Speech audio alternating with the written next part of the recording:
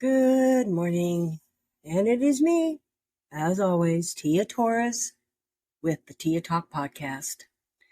So today's topic is something that I have actually discussed many, many times throughout the years, but I can't expect everybody to listen to every platform I have, and the question sometimes does go unanswered. What inspired me to want to put it here on my Tia Talk podcast platform is that I'm actually getting the same question from inmates. That's right, people in prison. And the big $1 million question is, how do I start my own dog rescue? And now it's it's probably the most common question I get asked. And I understand that it's probably a lot of it stems from having the TV show and people seeing what we do.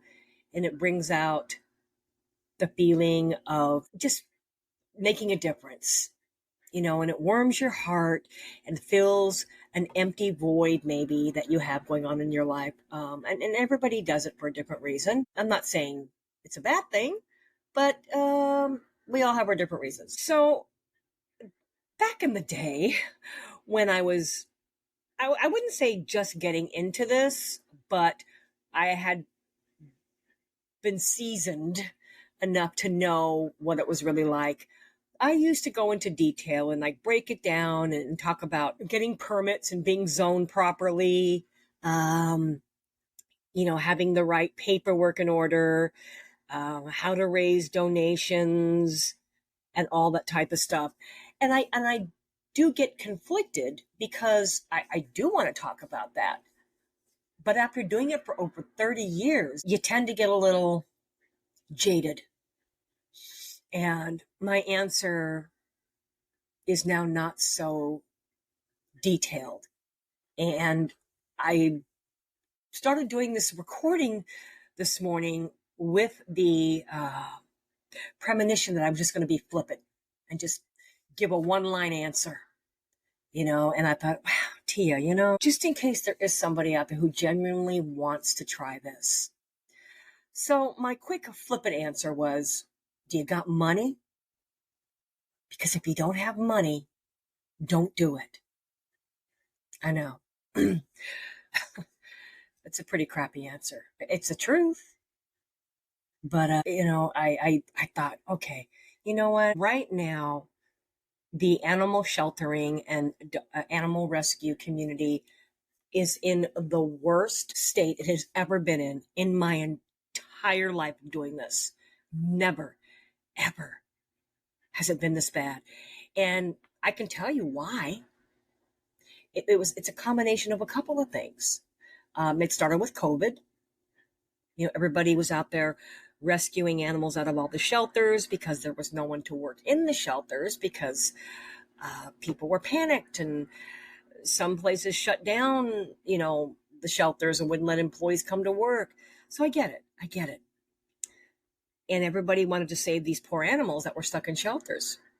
There was one particular animal shelter. I want to say it was in Kern County, California.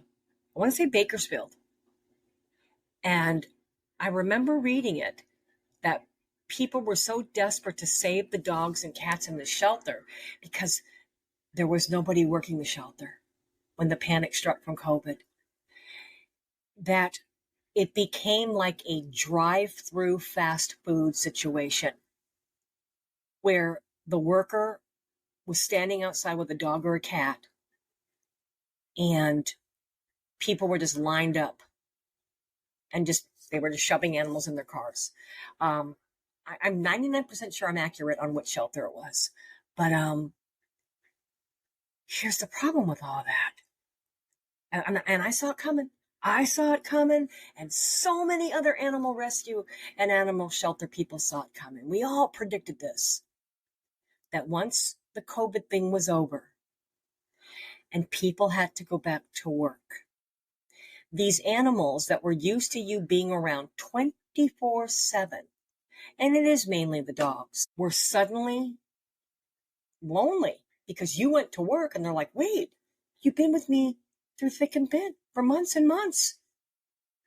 And so dogs are developing separation anxiety, and dogs were getting returned back to the shelters and the rescues.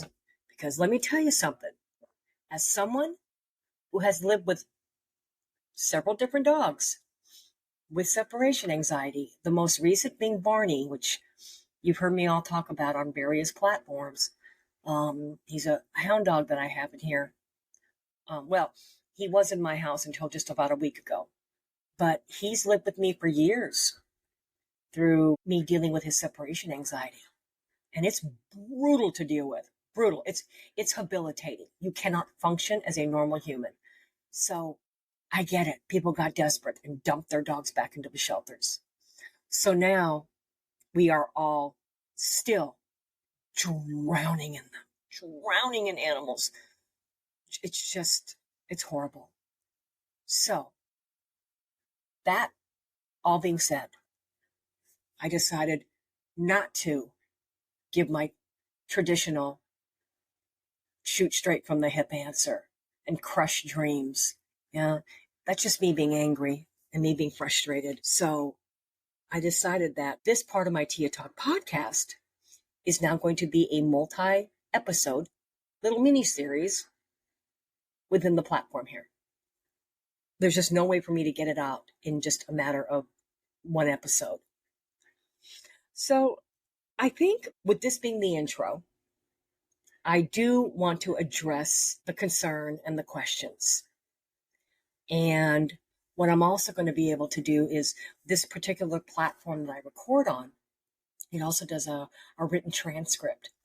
So I'll be able to hopefully print that off and send this out to some of the inmates who are asking and give them a breakdown of what they need to do. It's hard not to get into that negative funk right now when it comes to running Villalobos Rescue Center / Life for Paws.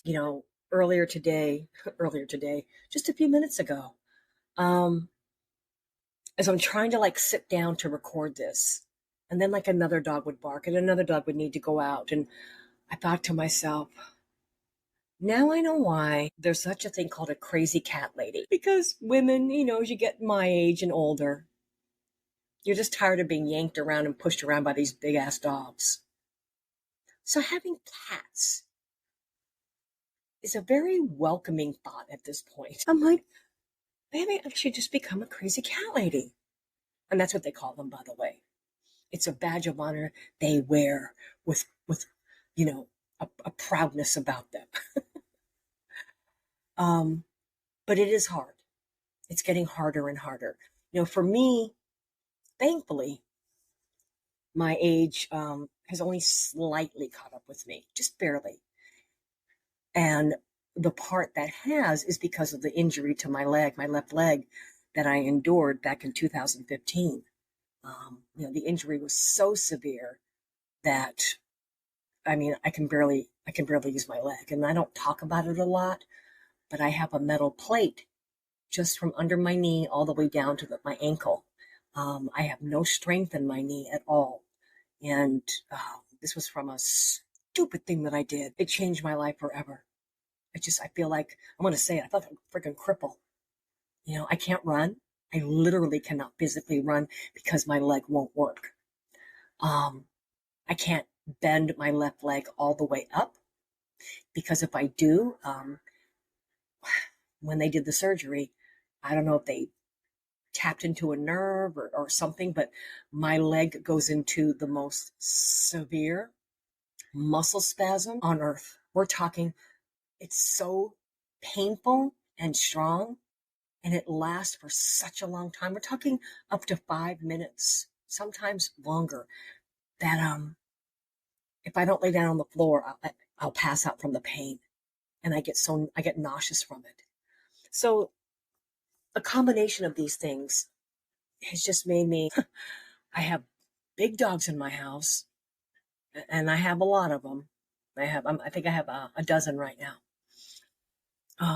I do have a few, here that are technically up for adoption, but the other 7 are considered mine, and I didn't want them. They're just mine by default. So I am going to I am going to do it. I'm going to go ahead and start this multi-episode mini-series here. What should we call it? Of course, something with the word rescue. Rescue me? I don't know. I've always liked that. There's a song called that. And you know what? Along with the how-tos, I'm going to sprinkle in my experiences with each little topic. Some good, some not so good. Okay, well, you know what? This is going to be cool. And don't forget, every Thursday is my new multi-episode mini-series, Wild Instincts, right here on the Tia Talk podcast, where I am also going into a whole storyline of how I got my start in training and behavioral stuff, all through, I want to say through the eyes, paws, claws, fangs of the animal kingdom. All right, y'all. Well, you know what? My mission is to rescue. Really? I don't know. I don't know if that's the right time to say that. But for now, my mission is to rescue. But okay, now I can say it. Truly, my hope is that one day I won't have to, because I will have taught all of you how to do it for me. Thanks for listening, and we'll check you out on the next one.